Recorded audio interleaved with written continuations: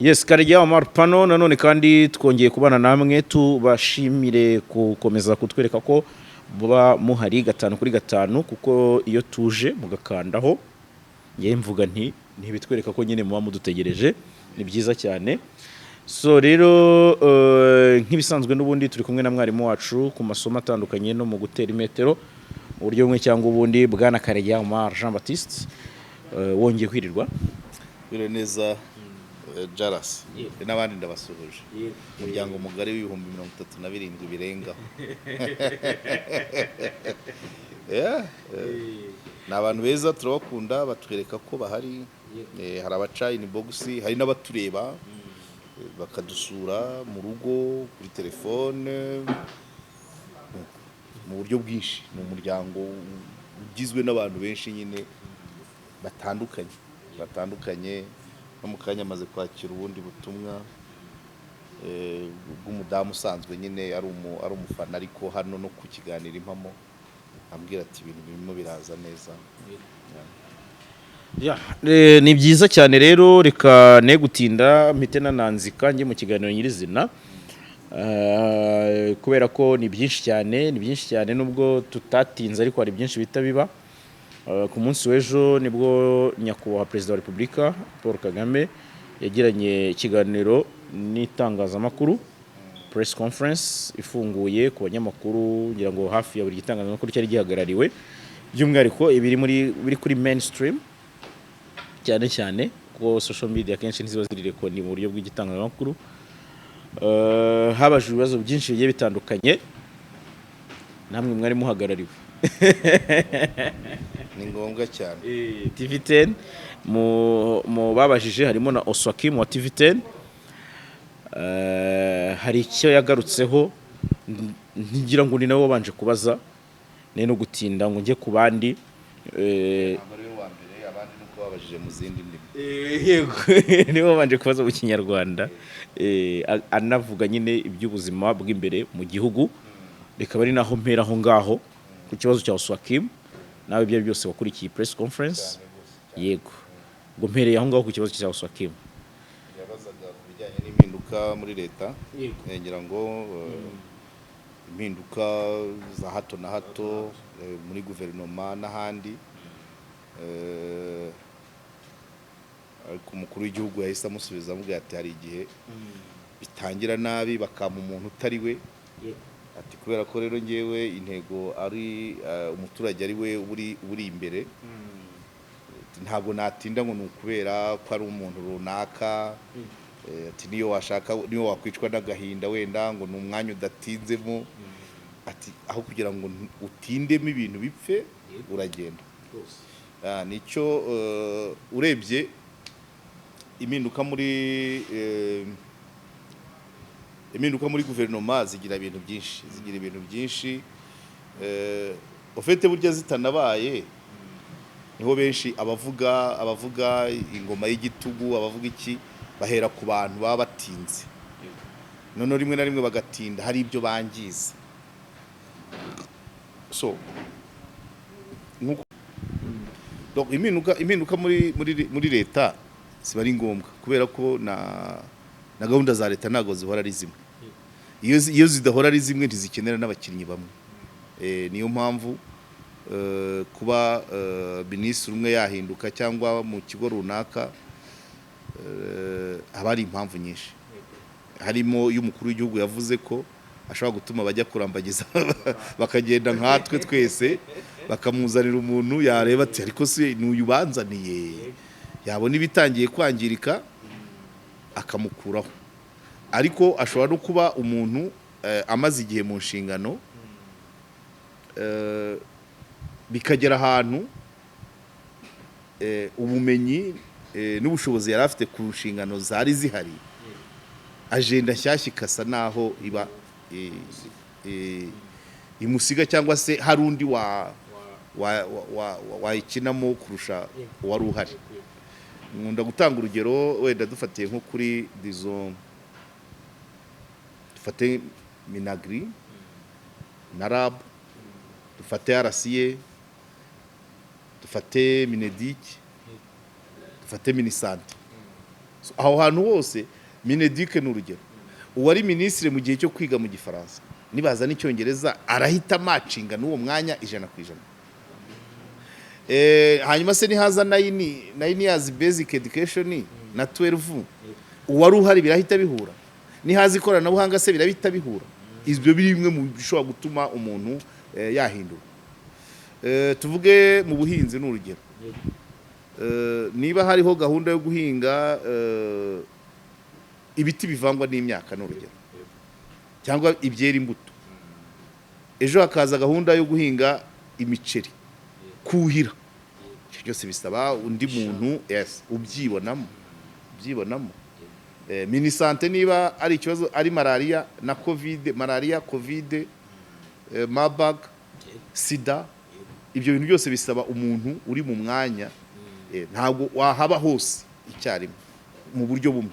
Ariko ngira ngo hose wakima bazi ikibazo we yashakaga kuvuga ngo kuva guverinoma nshya igiyeho mu kwa 7 hari impinduka zabaye, hari abaminisitiri bagera muri 3 bamaze kugenda. Rero nibyo umukuru w'igihugu yamusobanuraga, yahereye kuri icyo ngicyo, ariko n'amajenda guhinduka biraba. Ari urugero nshobora kuguha, tuvatega minisiteri y'ububanyi n'amahanga, mu gihe dufitanye ikibazo na Uganda, niyo tugifitanye n'u Burundi, niyo tugifitanye na Kongo, byanze bikunze ibyo bintu bigomba kugira impinduka mu bantu bari muri diplomasi, abambasaderi, minisitiri w'ububanyi n'amahanga, sibyo? Tuvuge n'urugero niba wenda ikibazo kiri hagati y'u Rwanda na Kongo n'u Burundi, Kongo ifite umuvugizi witwa Patrick Muyaya, locomotive vuga cyane, noneho na Minafete waho witwa niba Kayikwamba ujya kuba nk'umumetisi. Burundi sinibuka umuvugizi wa guverinoma, ariko hari abahungu, hari abaminisitiri i Burundi bitwaga abanyamitwe, nabo bavugaga cyane. Ibyo rero kuba bihagaze gutyo, noneho tukagira na Biruta w'umusaje uhora yibombaritse nka umusaje kwa umudogiteri, kugira ngo imivugire ya Muyaya cyangwa Nyamitwe cyangwa Kayikwamba uhitubona ko bitamacinga neza n'imivugire ya Biruta. Kuba haza Nduhungirehe uri active cyane kuri Twitter, no mu yandi madiskuru, ibyo bintu byose bishobora kuba byatuma haba impinduka mu myanya runaka. Ntabwo buriya umwanya umukuru w'igihugu yari afite ko ikiganiro cya kimaze hafi isaha, ari detail atari kuba yajyamo, ariko ntabwo ukuwe mu mwanya bivuga ngo aragawe 100%. Either agenda yaje nshyashya ntayishoboye, cyangwa hari ahandi bamuboneye, nkuko nka minisitiri wa siporo wari umaze amezi 4, ubu bamuhaye ikindi kigo, bivuze ngo ushobora gusanga muri kiriya kigo ariho yakora neza, cyangwa se agenda nshyashya yo muri siporo isa naho imutambutse. Kongera ngo yari umuntu wazamukiye muri basket, ariko wenda hari ibindi tugeze wenda muri Formula 1. Icyo ni kimwe, ariko icy'ingenzi nakabaye mvugaho ni icyo kurambagiza, kuko nacyo uswa kimwe yakimubajije. Imirambagirize irimo ikibazo ni uguhabwa impundu umuntu igihugu gitabarutse, kubera ko abantu batuma birashoboka ko umuntu ashobora kugenda akarambagiza neza, hakaba n'ugenda akarambagiza nabi. Hari urambagiza nabi atabishaka, yibeshye ku muntu, ati twariganye igihe muherukira ku ishuri yari active mu bintu binibi, kumbe nyuma yo kuva ku ishuri hari cyahindutse, noneho bamushyira mu mwanya ugasanga si wa wundi wamurokomanze yagenderaga ku byo ku ishuri, ariko mu kazi yabaye undi. Cyo ni kimwe. Ariko hari n'abarambagiza nabi babishaka, bakurura bishyira, noneho yarambagiza nabi bakurura yishyira, wa muntu nawe ugiye mu mwanya kubera kurambagizwa agakora nk'uwamurambagije kurusha gukora nk'umukuru w'igihugu cyangwa uko igihugu kibishaka. Ibyo nabyo rero nayo madiferanse agenda abaho. Imirambagirize yo ni ikibazo, abantu batuma ariko nabo ni abantu, umukuru w'igihugu arabyemera ati ni nkamwe mwese ni nk'uko wantuma kameramani nkahera kuri Dani kandi wasanga hari abamurenze cyangwa nkazana Fisi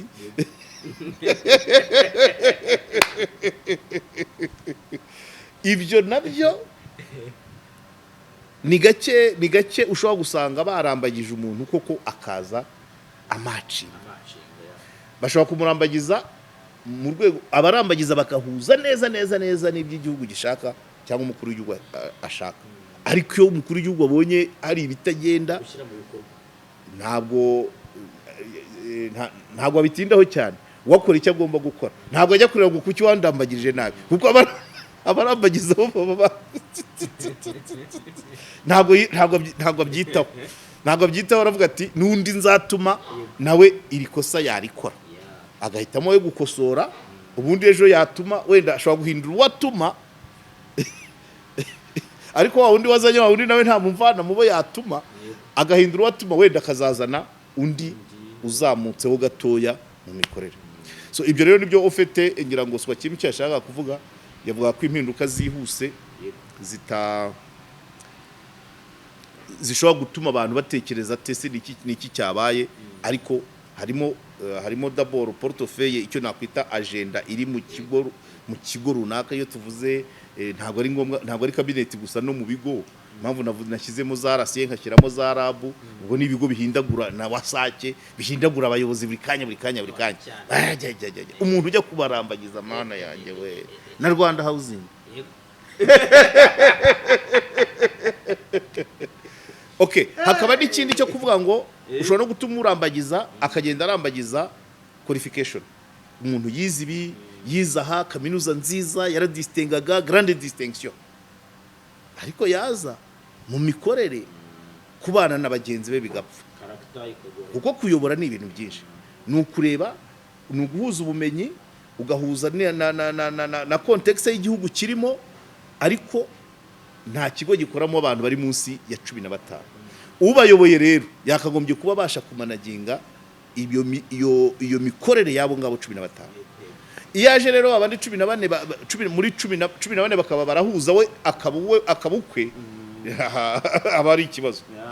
Ofite ni nkabyo uswa kimwe yashakaga kubaza, kuko ako kurambagiza yagatinzeho cyane. By the way buriya ni nk'abarambagiza bajya muri iriya press conference, abo bo rwose pe bamize, wagira ngo bamize sede, urutonde ruhora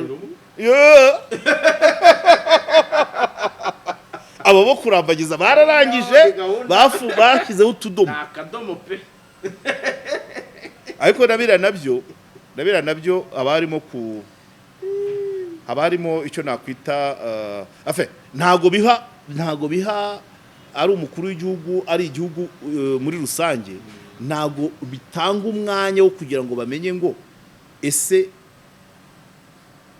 abanyamakuru bameze, ese abatagera muri press conference nabatazi kubaza, nabatazi ubwenge, nabagize gute, ese abahorayo nizo ntyoza kurusha abandi. Icyo rero ntago biba bihaye umukuru w'igihugu kugira ngo amenye ishusho y'abanyamakuru bose yagutse, akazahora azi ngo abanyamakuru ni runaka, umunsi wa runaka yaba yagize ikibazo. Ibyo rero abarambagiza abanyamakuru bajya muri press conference yes, basa naho bamaze kurambagiza barafunga. Hari ibyo bakabaye, hari ibyo bakabaye nabo banuza, kuko ni nka coach w'umukino, coach w'ikipe, ujya ubona ko hari igihe ahindura umukino akaba yashyira muri ikipe ya kabiri yose, hanyuma cyangwa yabona umukino uri kugenda neza akaba yashyiramo n'abandi baba bari kuri bench kugira ngo nabo abarebe na audience barebe. Rero uretse umuntu yazigaragaza gute? Donc urumva biba bikeneye ngo, kandi urumva abasohoka mu mashuri y'itangazamakuru ni benshi, abinjira mu bigo by'itangazamakuru ni benshi, so kugira ngo rero umuntu azahora inyuma ya rido, bigeraho by the way bigeraho bikaniyubaka muri newsroom. Edita akajya baravuga ngo ngo inkuru nk'iyi ngo ntabwo nakohereza kanaka, aragerayo se arakora iki, arasakuza se, aracurika mikoro se, no quand même no ibyo bituma no muri newsroom bakavuga ngo kuko abantu bahora babivuga nubwo bikunda kuvuga n'abagore bavuga ngo editor ngo aravuga ngo iyi nkuru ngo ntiyajyamo umugore ariko editor mu mutwe yishyiramo ngo niba ari inkuru y'ubucuruzi ni kanaka, niba ari ahantu hari ministre, niba ari ahantu hari perezida, ugasanga icyo kintu cyamugiyemo ngo atari kanaka nta wundi wajya mu nkuru nk'iyi. Ibyo rero bica intege n'ibigo kuko wa kanaka iyo abuze biragorana kubona remplace kuko nta wigeze abitozwa, kandi bigatera na frustration mu basigaye, agahora avuga ngo ngo niba ari ibingi bisi ngewe, ukumva wenda haraba press conference na ministre, umunyamakuru agahita yipangira inkuru yati ngewe nzajya Nyagasambu, nzajya kureba kara ifumbwe, nzajya kureba uko ifumbwe ameze kuko ibyo ama press conference reka da. Iyo ni frustration kumva kutajya muri press conference. Hari n'umutego wa editor bajye bagwamo, akaba afite umuntu we bumvikana akavuga ati uyu mwohereje aha turagabana. Ntabwo byari muri gahunda, ibyo ntabwo nari muri byo ndi buvuge, ndabizi ko bihari ibyo kugabana, nese sinabitanze mu rugero media haye kasi kihaba, ariko ibyo uwo ne editor utabikwiye. No, editor agomba cyangwa se ne editor w'ikigo kidashinga, editor w'ikigo gihemba ntabwo acungana no kurya kuri mission z'umunyamakuru yohereje kuri field. Ibyo mbivuge n'ubushize manza narabikubwiye. Urumva rero abantu babisaba ko ndabireba muri cadre ya editor in person ariko n'ikigo bwacyo.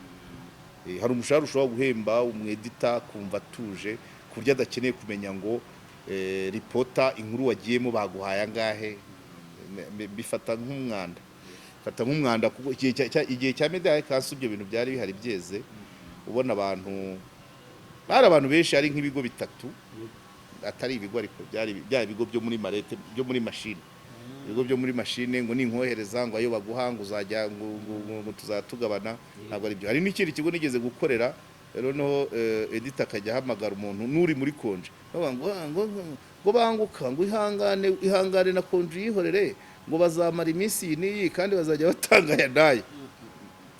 Umuntu aho kugira ngo ahaguruka avuga ko agiye mu nkuru, agahaguruka azi ko agiye mu mafaranga kandi azatera ipasu. Ibyo nabyo bigatera pressure kuko editor wakoze gutyo yitera pressure kubera ko inkuru irimo amafaranga, uwarekuye amafaranga nawe atera pressure ikigo. None ugasanga wari wapanze inkuru wenda ziraca mu makuru ya televiziyo wenda inkuru 5 kandi wenda parole d'arrivée 5 zamaze kuhagera, ya yindi ya wa wundi watanze amafaranga ije nyuma, cyangwa se si priorité, cyangwa hari indi bisa donc umunyamakuru uvuyeyo akaza gutera pressure ngo ngo iyi nkuru ngo niyo batufatanye biko hari wigeze kubimwara ibyo bamakaza, ibyo ntabyo natekereza. Kuko umuntu yazanye inkuru avuga ONG ngo yatanze nk'inka inka n'inkwavu, mbaza umunyamakuru ntese uruhare rw'umuturage n'uruhe? Uwafashe inka nibwo bushobozi, wafashe urukwavu kuki nta nkoko, kuki nta hene? Woya ngo rega ngo nabafatanya bikorwa, come on, afatanya bikorwa se baratuba nica akazi. Nkeneye kumenya uruhare rw'uwahawe inka muri iyi nkuru. Muri iyi nkuru nkeneye kumenya ngo bahisemo bate abo baha inka, abo baha inkwavu, ese amatungo atari kugaragaramo bayanenze iki? Umuhungu azana brad of fer. Tabwana ubwo rero nyine genda jya kuvugana na sobuja, niba uvugana n'abafatanya bikorwa, ibyo ufatanya bikorwa ntabyo nzi. So bivuze ngo editor wazanye uwo muco wo kuvuga ngo ndohereza umunyamakuru mu nkuru aravanamo ikintu kandi tugabane, yitera pressure kuko biba ngombwa ko atangaza inkuru itari ikenewe mu gihe runaka. Yari kuzacaho nk'ejo mu makuru ya saa 6 ugasanga bo barapressa ngo niceho mu ya saa 1 z'ijoro kandi ije saa 12:30 iceho nta urebyemo ijyane nayo mayerera. Ntabwo ari byo. So rero nicyo muri make byari biturutse ku kibazo cya kuri press conference n'uburyo abantu batoranywa. Nibaza ko urutonde rw'abajya muri zira press conference rwakabaye narwo ruba mobile kabemo ntirube statique. Buri munsi abantu bamwe one ari nabo ubwabo bashobora kwizamura icyo kintu cya complexe de superiorité, cyangwa se abatayigeramo no bakidevelopamo complexe d'infériorité. Ntabwo ari byiza rero, kuko isaha n'isaha n'abandi bashobora gukenera, kandi bica intege abinjira mu mwuga bushyashya, nkuko hari abandi baba ari abasiniya bafite ibyo bamaze kumenyera, ariko nk'umwana ukiza inkuru ze akaba ari zo mu bisheke gusa, muri hoteli wapi, ntabwo ari byo. Okay. Yeah. Nta nubwo icyo ngicyo nagitindaho cyane, ndumva nahita nkivaho nkajya ku rubanza n'ubundi ubu ngubu rukiri kuba, kuko ubu turi gukora ikiganiro rurimo, nabashije kubaza barambwira ngo ruri kuba. Ahubwo unyibutse na ntuza Musonera Germain wa wundi wagombaga kuba umudepite w'Ikiyumba, nawe uyu munsi nibwo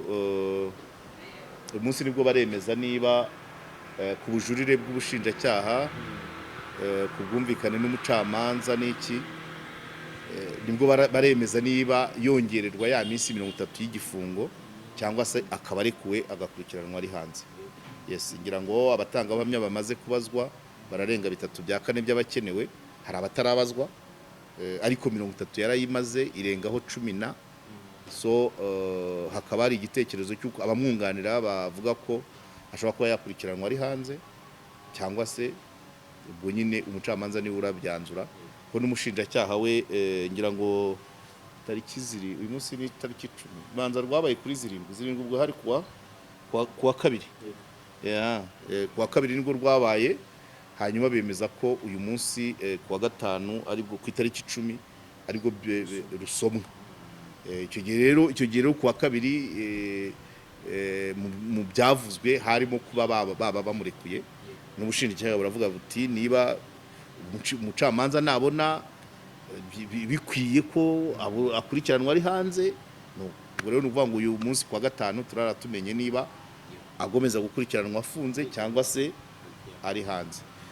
Ngira ngo nko kuri kesi iyo kesi ya Musonera Germain ikiriho igishyushye, hari uburyo navuzemo ibintu mvuga uburyo amakuru uburyo atangwa, uburyo abikwa, uburyo abyazwa umusaruro, uburyo amenyekana, abantu babibona ukundi bavuga ati amakuru kuri jenoside hari ababakiyaryamiye, haba harimo iterabwoba n'ibiki, ariko finaluma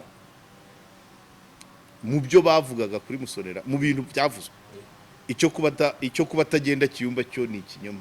Niko nejo muri dushyingura Pascal abantu baba barambwiye aterekareka ati hafi buri weekend yabaga ari hariya, cyangwa se nibura fendimwa ati ntabwo ko yasibaga. So icyo cyo yari ahari, ariko ntibivuze ko kuba yarazaga abantu bose ariko bavugaga ibimureba. Kandi uriya mukobwa wa Kayihura avuga ko we atanahabaga, ariko abantu bahariye bagiye banunganira n'andi makuru. Hari n'umuhungu wa Kayihura, yes, mukuru uba muri Kigali, ariko simbona we ntagaragara muri biriya. Ubwo nabyo haba hari impamvu, nk'uko na mama n'umudamu wa Kayihura nyine harya niba ari Minata niba ari inde nawe yarapfuye, abantu nibo bibazaga ati ko umudamu yapfuye ibyo bintu atabivuze, abantu bakavuga bati wasanga arafite uko abanye na Germain, ibintu nk'ibyo. Ariko ubwo uyu munsi kuwa gatanu itariki 10 nibwo bimenyekana ko akomeza gukurikiranwa afunzwe. Ngiye nari ngiye kugaruka ku rubanza rero rw'abarimo Theoneste wa Umubavu, ariko n'abandi batandukanye 8 bo barukwabo, kese yabo irukwabo, ariko igahuzwa n'iya Theoneste mu kibumbiye hamwe cyo kuba bari bagiye gukora umutwe n'ubundi wo guhirika ubutegetsi. Ni urubanza ubona rufite imbaraga, ruri special, kuburana bugacyo kongera ukaburana bugacyo kongera, rujya gusa na rumwe rwa ba Rusesabagina, ariko bifitanye isano. Bariya baburana ngo bashaka guhirika ubutegetsi mu buryo butarimo intambara, ngira ngo bagendeye ku gitabo cy'umuserbe n'ari Kokovic. Ibyo byose ibikorwa byabo harimo ibyari muri ibya Ingabire Day, Ingabire nawe uba uri mu rukiko na Ntaganda, ngira ngo ni kesi ngari cyane kesi ngari bavugamo Ingabire Victoire, bakavugamo Maître Ntaganda Bernard, bakavuga ukuntu bari baripanze imirimo mu matsinda, harimo abari hanze nabo abo mu Rwanda, ngira ngo umubavu we yarashinzwe communication gusakaza ko nawe waruganije Ingabire Day, hanyuma abandi bo muri Darufa Umurinzi cyangwa FDI ndabyitiranya, ngira ngo Darufa Umurinzi niyo mu Rwanda nubwo itemewe, FDI yakoreraga hanze, yakoraga hanze, niyo Victoire yabagamo mbere yuko aza mu Rwanda. So abo bose rero ibyo ibiganiro bagiraga uko bari barapanze ngo barafite operation niba ari Serwakira operation Serwakira. Hari amaterime yavuzwe mu iburanisha rya mbere bavuga ngo bashaka kurya ubutegetsi bakaburya ishyaka riri ku butegetsi, ngo bakarirya ibinyunguti impande zose. Okay, icyo umuntu urebye abantu bavugwamo kandi uko muri politiki ari ikintu gifite kiremereye ariko aparance z'inyuma kiza nk'icyoroshye. Iyo urebye nka rura rutonde uvuze ngo bashakaga guheruka ubutegetsi nubwo bidashoboka, ugabagije nk'imyanya buriya nka Theo Muwavu wamuhiye ministeri, wamuha nk'iye ministeri, urumva ashinzwe communication, urumva ohita akora muri presidence yararyize se yego ararikora. Bo urutonde rwabo okay, simbanariza ibintu, ariko urutonde rwabo iyo urebye nubwo ni nkaho aribo bari imbere, ariko inyuma ariho hari abandi bakomeye, kuko bari imbere pratikoma ababamo nk'abaministri, usibye akarere abashobora akarere n'imbarwa, ariko kuba aribo bari imbere aribo bari kuburana niho politiki ibera kaga. Buriya bari expose, ariko inyuma ingagari niho zari zitazwi zitavugwa. Baboneza na Saze negeze kutubwira tuvi Bugesera mu modoka ye abati akazapfa kabungira akazakwica, bihita binyibutsa icyo gihe twavugaga kuri case tout juste y'umuntu nawe washutswe n'abarwanya ubutegetsi, bamubwira ngo bazamuha ministeri y'umuco, kandi ubwo ntibaragera no mu birometero 5 hakurya y'umupaka w'igihugu, nibura aragenda arakwama, abamushutse barigaramiye ministeri y'umuco igatuma wikuraho waruri ministeri y'umuco muri guverinoma itaranatekerezwa.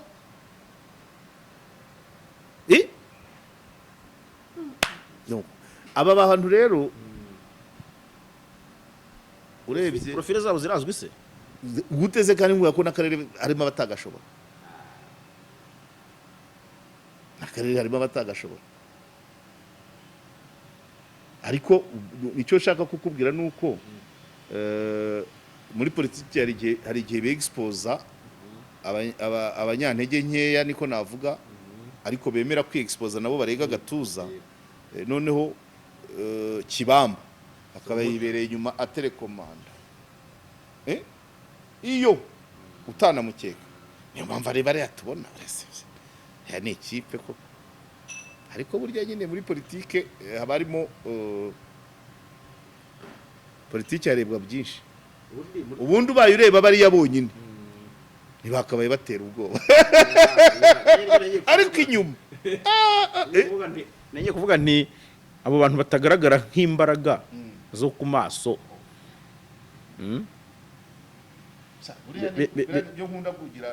Muri mu madiru yose habamo big dealer, big dealers.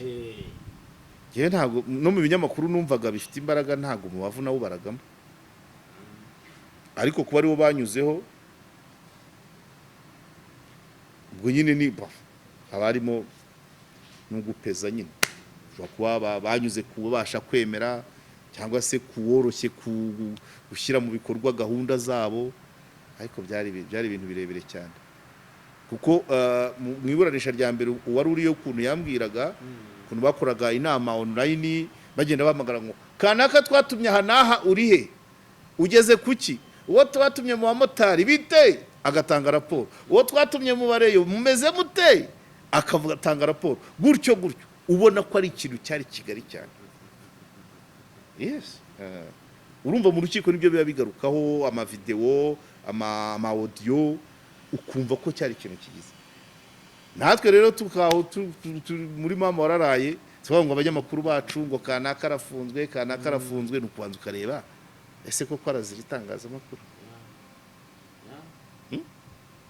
Kunze kubitubwira ko ngewe nigeze kubivuga nubwo hari abatarabyakiriye neza. Nari ntarashinga na cano ndumva nabivuze nko kwa Kari nijabo.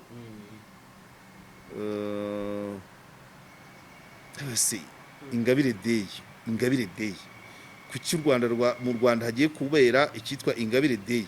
Nta wundi muntu ufite izina turumva, ntago turumva na Rwabugira Day, ntago turumva Rudahigwa Day, ntago turumva Kayibanda Day, ntago turumva abantu benshi ama personality y'abanyarwanda. Si Day ndabyibuka icyo gihe rwose nari numvaga nanjye ntabyumva mbivuga kwa Kari nijabo Ingabire hwati nyuma ku rupfu rwa Ntwari tugiye gushyingura ku Kamonyi mpurirayo na Victoire yibuka ko kantu ko nakavuze gutyo nkaho yabifataga kandi koko nanjye niko nabyiyumvagamo nari nayifashe nko hari umuntu udakwiye kugirirwa Day kuko nta speciality afite irenze izabo bandi benshi ariko nakwibaza umuntu wiyavantira mu gukora Ingabire Day cyangwa Someone Day bikitwa evenement ngari numva atari cyo gusa numva hari ibindi byaba biri inyuma. So urumva rero uko byagenze bari abanyamakuru benshi uko bagiye bafungwa benshi twumvaga ari ibintu bishamikiye ku itangazamakuru ariko iyo wumvise nk'izo nama zo kuri Zoom cyangwa Skype abari bikiri gikomeye. Ariko nyine muri politike nta mwanzi muto nta n'umukunzi muto nta mwanzi uhoraho nta n'umukunzi uhoraho. Niyo mpamvu uko tubareba inyuma wowe wavuga uti ntuza bafite CV zimeze gute CV zo ntazo ariko aba bari inyuma ushobora gusanga ari ibindi bintu. Akaba ariyo mpamvu ubona ari ibintu bikomeye byageze mu nkiko ziremereye. Ejo baraburanye uyu munsi baraburana so nibyo ngibyo fete nibyo ariko abagera mu rukiko bumva ko iyo basobanurira ku kintu cyangwa wumvise ngo operation hwati Serwakira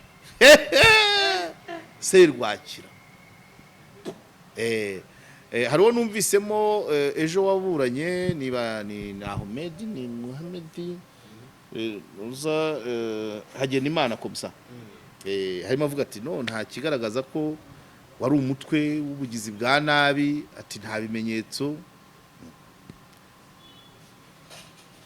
Urumva rero ko baraburana ari 10 bagera muri 14 ariko ni shene ndende nuko abandi batari ku butaka bw'u Rwanda bakibamba harimo abanyamahanga harimo abanyarwanda baba hanze harimo ababa mu Rwanda ni benshi ariko ngo biga igitabo icyo gitabo cy'uwo Museribe Kokovic ngo kibigisha uburyo nyine ubutegetsi bushobora guhirikwa hatabaye intambara ubwo barimo mu bikorwa ngo bagomba guca mu bazunguzayi n'abamotari kwangisha abaturage ubutegetsi noneho abaturage bakazajya mu mihanda noneho abavugira ahandi bakerekana ko bwa butegetsi budakunzwe kubera abantu bari mu mihanda ibintu nk'ibyo. Ngira ngo nibyo byanditse muri icyo gitabo ko nacyo ubushize nemerera abantu ko tuzashaka umwanya tukagisoma nuko igitabo nyine nibyo cyigisha kwangisha ubutegetsi abaturage noneho bikagaragaza noneho abaturage manifestation z'abaturage ibyo abaturage bakora bikagaragaza ko ubutegetsi ntacyo bumaze noneho hagakurikiraho kumva ngo ubutegetsi bukagira pressure yo kugira ngo buveho atari ba abaturage babukuyeho ariko ari ibikorwa by'aba baturage voilà igitutu kigaturuka imbere noneho no hanze hakaza ikindi serwakira kabisa. Hari imvugo yamamaye yuko umuntu udafite ubumenyi ku muco ndetse no kubimukikije aba ameze nk'igiti kitagira imizi. Hari ubumenyi tudakura mu ishuri ahubwo tukabukura mu buzima busanzwe. Ubu burimo ubumenyi dukura mu bikorwa nko kuganira n'abantu, gutembera, gusura ahantu nyaburanga. Ubumenyi nk'ubu nibwo butangwa na kompanyi nka Jacana Birding Tours, kompanyi itanga serivisi z'ubukerarugendo, ubushakashatsi no kurengera ibidukikije. Tourism, Research and Conservation. Aba usibye gufasha abantu mu bukerarugendo bwo gusura ibyanya bitandukanye nk'ibicumbikiye inyamaswa z'amoko anyuranye by'umwihariko inyoni, banatanga amahugurwa mu by'ubukerarugendo cyane cyane mu guha amahirwe yo kwimenyereza umwuga abize ibijyanye n'ubukerarugendo, ubushakashatsi no kurengera ibidukikije haba mu mashuri yisumbuye ndetse na kaminuza. Ku bakeneye amahugurwa mu by'ubukerarugendo bisaba kuba wararangije icyiciro rusange cy'amashuri yisumbuye, kuba wararangije amashuri yisumbuye cyangwa se waranarangije icyiciro cya kabiri cya kaminuza. Jacana Birding Tours ni impuguke mu byitwa avian tourism, impuguke mu by'inyoni. Serivisi zose wakenera mu by'ubukerarugendo barazigufashamo, haba gukodesha imodoka, gutembera ahantu hatandukanye muri kajugujugu, ibirebana no kubikisha imyanya muri hotel n'izindi serivisi zose zikenerwa mu bukerarugendo. Aho ushaka gutemberera hose hamagara Jacana Birding Tours kuri 07 84 65 68 cyangwa se ubandikire email kuri jacanabirding@gmail.com.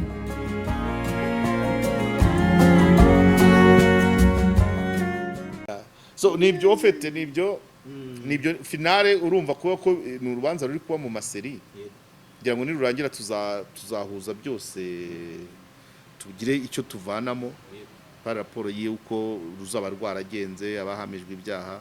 Ariko abari potinga ku rubanza ntago hari detail batatuzanira nyine. Ariko nk'ibyo biganiro bwabyo babiri mu bwino baburi mu bwino burya ureba ushobora kureba abantu umuntu mukiriranwa ariko atari uwo mwiriranwa atari we muri burarana kabisa kabisa. Anyway, ibyo navuze icyo gihe mu biganiro nakoze icyo gihe bari abahungu bakibara gutabwa muri yombi, nagarutse no ku kiri cyo gusimbuka navuga ngo kujya mu nshingano zitari izawe. Umunyamakuru nuwo gukora akazi mu bifitiye inyungu rusange rubanda, mu nyungu rusange. Ariko iyo atangiye kuzamo arigero nkunda kuguha, iyo ukoze ubuvugizi ukajya no gukora monitoring y'uko inkunga ziri gutangwa, none ukazageraho nawe ujya kuzidistribute, watangiye kurengera akazi kawe n'amakuru. Wowe kora inkuru uti mwarakoze abateye inkunga uriya muryango, ariko ntabwo ari ujya kuvuga ngo dore agakabutura k'umwana, dore udukweto twa nyina, dore ipantaro ya se, ari ugufasha umuryango. Ibyo hari abandi kandi bari abatipe bari bagaragaye mu bintu byo gutanga ibiribwa muri corona, ubona barahinduye mission. Ibyo rero nabyo abatezi b'imetero barabireba ati kuki bari kubijyamo. Umuntu agahita avuga ngo bihuriye hehe n'akazi k'itangazamakuru. Wenda yasobanura ati ninjye nasabye inkunga ni nanjye ngomba kuzikurikirana. Ntabwo ari mu nshingano zawe. Ntabwo biri mu nshingano zawe. None ntabwo biri mu nshingano zawe. Uko gutandukira rero bishobora gutanga inzira yo gushaka amakuru, akavuga ngo kuki kanaka biriya bintu abijyamo kuva kuri A kugera kuri Z. Niba ubonye inkunga, niba ari umufuka w'agahunga kuki utawuha mudugudu ngo amenye abakenewe, ukurikirana amakuru. Ntabitanga nabi uzatangaza inkuru uti mu mudugudu runaka hagiyeyo umufuka w'akawunga wiharirwa na mubyara wa mudugudu. Ibyo biri mu nshingano zawe kuko ni amakuru. Ariko kuvuga kugenda wowe ari wowe upima wowe urafata inusu, urafata akayiko uheniye mu ifu, oya vraiment abarimo ntuza nyine naho umuntu agenda abantu bakakwibazaho kandi bakurikirana bagasangamo ibindi. Niba ukoze ubuvugizi si nko gukora monitoring yabo. Wenda umuntu aguhamagaye, umuntu ukorerwa ubuvugizi yongeye akaguhamagara ati ntabwo ubuvugizi bwawe ntaho bwageze, urabivuga nk'uku mu kanya hari umuntu usabye nimero za Pamela wa wundi wa mudamu wabyaranye n'umushinwa ahora amamagara akambwira ati se ati ndi kurara ku rusengero ndamubwira nzazana kamera niko nshoboye ntabwo nzagushakira inzu ntabwo nzagushakira ibyo kurya akazi kanjye no gutangaza uko ubayeho n'abana bawe ariko uvuga ngo mutugirire mutya reka ni nabyo ejo nari nabivuze ko Karongi wa wundi bita Mutima Mwiza yaburanye ngira ngo yararekuwe n'igihe yaburaniye ntabwo bigira ariko ikigaragara cyo nuko dosiye ngo yashyinguwe by'agateganyo umunyamakuru yashatse kumbwira ngo amuherekeze mu rukiko aherekeza umukecuru nyina w'aba bana bagize ndavuga ngo ntabwo biri mu nshingano zawe wowe ugenda ukavaringe uko yaje uvuga uko yaje yambaye n'abo bazanye ariko si wowe ujya kumuvana mu rugo si wowe umuherekeza ntabwo uri umwunganizi we ahagarara unfortunately ntabwo yasanze rwaramaze kuba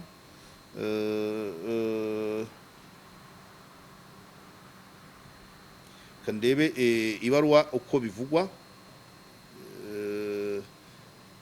bamwandikiye ariko atrisi nibura akazi kacu nibura no kuba byarageze mu rukiko nta kazi kacu twakoze ntabwo tujya kubwira umucamanza ngo ruce gutya ntabwo ariko nibura bikanamenyekana ibaruwa ivuga yes iriho yes Repubulika y'u Rwanda ubushinjacyaha bukuru hanyuma ndabona byanditse ko ari ibya Rusizi z'ukwa mbere 2024 nimero bandikiye Madamu Kakuze Venantia alias Mwotsi utuye mu mudugudu wa Mukurungwe akagari ka Bubazi umurenge wa Rubengera akarere ka Karongi intara y'uburengerazuba impamvu kumenyesha ko dosiye yawe yashyinguwe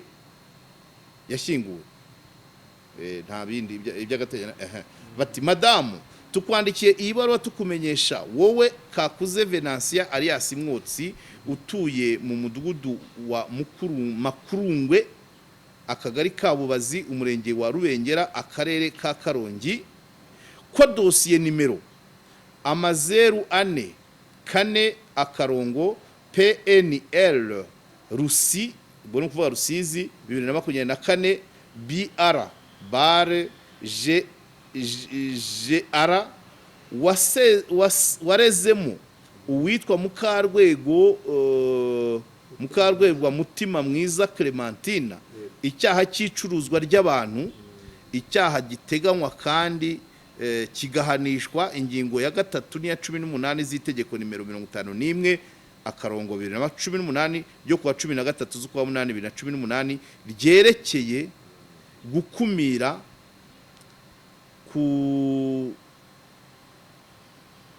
kugenza no guhana icuruzwa ry'abantu no gushakira inyungu mu bandi ko yashyinguwe by'agateganyo tariki 31 z'ukwa 12 2024 nibwo yashyinguwe buretse bagira amahoro Habyarimana Angelique umushinjacyaha yanditswe ku itariki 6 z'ukwa mbere 2024 bwo baribeshye nyine 2024 bwo byagomba kuba 2025 hanyuma umwanzuro wafashwe 31 z'ukwa 12 2024 ubwo hari ari 25 kuko gushyingurwa kwaba kwarabaye nyuma hanyuma ati mugira amahoro mu izina rya Procureur General Habyarimana Angelique umushinjacyaha mukuru yasinye Pio Rukakagarikani umushinjacyaha ku rwego rw'igihugu bateraho na kashe akarero niko kazi kacu ntabwo duca imanza ariko twerekana ibiri at least ni uyu mukecuru n'uyu mukecuru Kakuze Venantia niura niba bigeze muri ikigaragara cyo iyi baruwa yavuye muri Rusizi nuvuga ngo ni nko muri rukiko rwisumbuye ntabwo ndi kumva impamvu byavuye Rusizi sinzi niba Karongi nta rwisumbuye ruhari, ubwo nabyo abantu bazadufasha kubyumva, ariko nibura kuri kesi y'abana bagurishijwe Mutima Mwiza yabaye komisiyoneri akabaha umuntu akabajyana ntibagaruke, nibura naho bihagaze. So gushyingurwa by'agateganyo hari icyo bisobanuye, ese hakorwa iki nyuma? No, ibyacu twabirangirije. Ntabwo ari uguherekeza ujya kuburana, ni ukwerekana ikibazo. Ubwo muri make, ariko ikiriho nibura Mutima Mwiza hari aho yagejejwe, urabona ko na dokima zihari.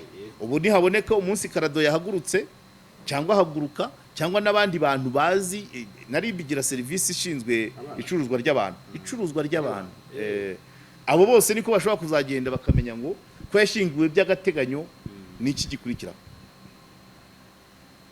irabyutswa, iraryamishwa, irashyingurwa burundu, biragenda hanyuma si uyu mubyeyi abana bazaza simbizi, ntegereje dosiye yuzuye, ariko muri make nibyo. Akazi kacu naho kaba karangiriye. Hanyuma ubwo ikindi cyari iki twari twavuga Bugarama, kesi ya Bugarama. Kesi ya Bugarama natinze kubaha update. Ubushize twari twakoze ikiganiro tubabwira ko hari umugabo w'umukire w'umucuruzi ufite clinique, ufite n'ibikorwa remezo byinshi muri Bugarama, witwa Sibomana Emmanuel alias Sibo, wari wafunzwe azira gufatanwa n'umwana utujuje imyaka, babafatiye muri rogi. Baramutwara ku cyumweru nimugoroba, bamutwarana n'amashuka bari bafite yari muri icyo cyumba. Tugerageza kubaza inzego ntago ziradusubiza, ariko update ziriho nuko bwakeye abanyamakuru bacu bari bariyo baryamiye amajanja, nyirakabara arabakwepa, umukozi ushinzwe amarogi arabakwepa, ariko nabo ntabwo twarabababariye kuko bakwepaga kuko ko nabo inzego zarabashakaga. Bwarakeye barabajyana nabo barafashwe. Ubwo ibiri gukorwa ni kubazwa, ni kumenya niba bataha cyangwa bazaburana. Ariko icyo navuze ni imishyikirano irimo ijyanye n'agafaranga n'ubukomisiyoneri bwa hatari. Harimo ubukomisiyoneri bwo kugira ngo umuryango w'uwo mugabo wafunzwe wumvikane n'umuryango w'umwana, bahanahana amafaranga gikemuka. Harimo ari umugore w'umugabo ufunzwe, ari mushiki we, ari bande. Hakabamo n'abandi bashaka kubihuza ngo bahuze umuryango w'umugabo ufunzwe n'uwo mwana bamufatanye n'abandi bafite uruhare mu gukurikirana dosiye. Urumva icyumweru kigiye gushira biraho. Bivuze ko iyo mishyikirano ishobora kuba iri muri bimwe mu bitinze. Abafite uruhare muri dosiye bavugwa bo ntibaba bagaragara bo ku giti cyabo, ariko abarimo abavandimwe babo cyangwa abo bashakanye. Mbese ni diri ishyushye mu Bugarama. Umuntu umwe yaranyihamagara aravuga ati mefiez-vous, ntabwo uriya mugabo azafunga.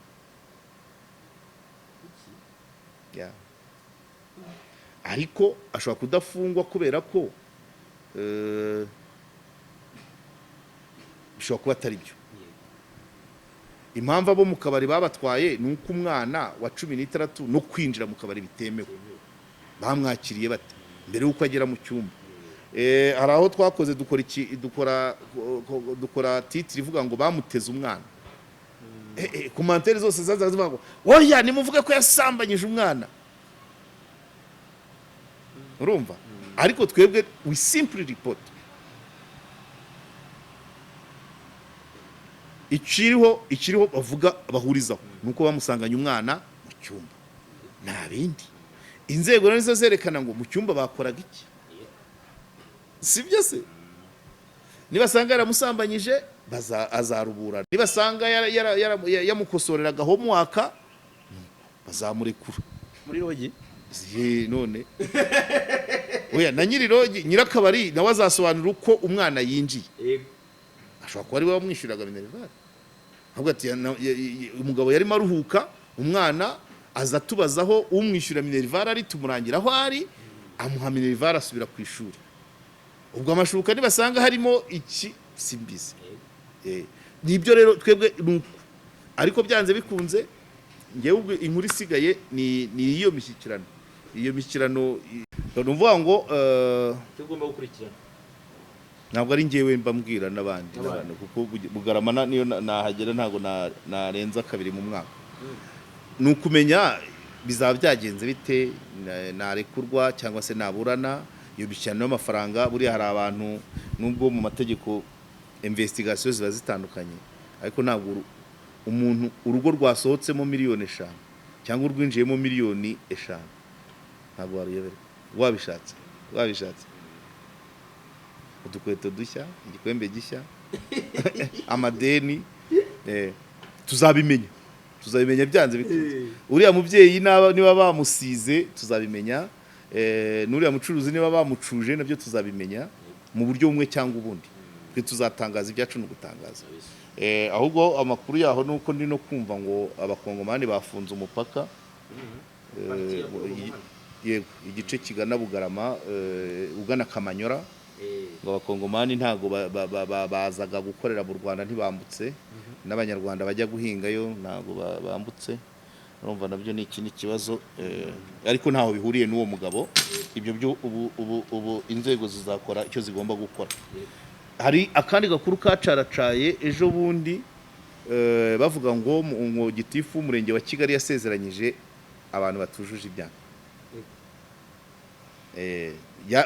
Kaje kuri Twitter gutyo abantu tugakomantaho, ariko mu busesenguzi harimo kumenya ngo ni muziye condition, kuko itegeko ryo riremera ko abantu barengeje 18 bashobora kuba bashyingiranwa ariko biciye mu condition runaka. Rero ushobora gusanga gitifu yarabasezeranye arenze kuri izo condition, cyangwa se arandi manyanga bakavaringa, cyangwa se ari ku ngufu. So umuntu amaye message ambwira ko deja na gitifu bamaze kumukura.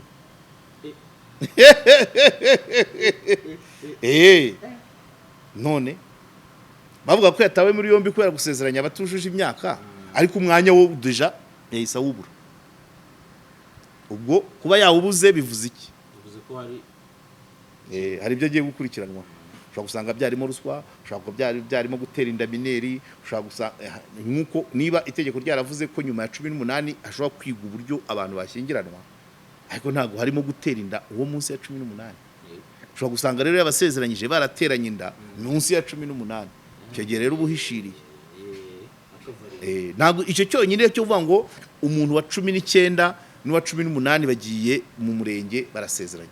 Icyo itself ntago ari icyaha, ahubwo basezeranye bati condition niba ari kubanza kugisha inama umuryango, niba ari kuzana raporo y'abunzi n'urugero cyangwa y'ababyeyi, ibyo byose ugomba kuba bifite.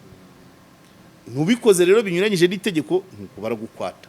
Ngo yitwa Christophe, umuntu aranyandikiye ambwira ko nyine ubu ngubu rwose bashobora kuba ari kwakira umusimbura. yanga kuvaho, abyanze kubasezeranya, yabyanze ahubwo abayubareje amategeko. Yasimbujwe Christophe ES Kigali yasimbujwe. Abayobozi b'inzego z'ibanze bagiye kumwakira, kwakira umusimbuye nyine. Ubwo byarangiye. Icyitwa umwanya cyo yibagirwa. uvamo ubwo si gusa.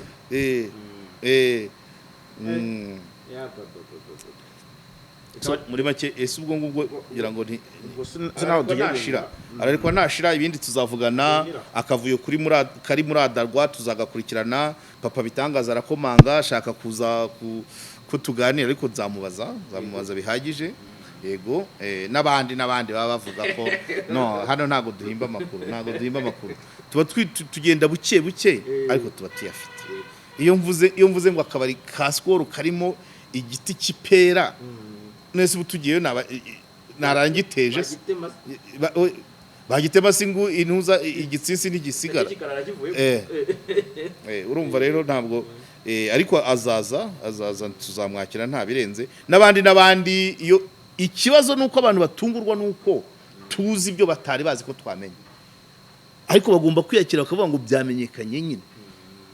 Akabari gafite amarogi ntikabura abakozi bari munsi ya batanu, barenze batanu na manager. Neza abo bantu bose bavuga ngo mubike ibanga, ukagera no ku musekirite se, umusekirite ngo bamuhaye 1000 ntago babazenguruka bose, ntago babacamo bose ngo bikunde. So ikigaragara cyo abantu bajye bakira buriya n'uwendeye nyina mu nyenga yaramenyekanye. So rero nta banga hano ku mihanda, nta banga rikihaba. Abantu umuntu ashobora kugufotora utabizi, ashobora gutanga message ati kana karaha, ntabwo wakontorora ibintu byose. Ikigenzi nuko abantu bamenya nanjye hamba nicaye ubwo nuko nyine najye bihangana kaduhinira aho ngaho. Asante.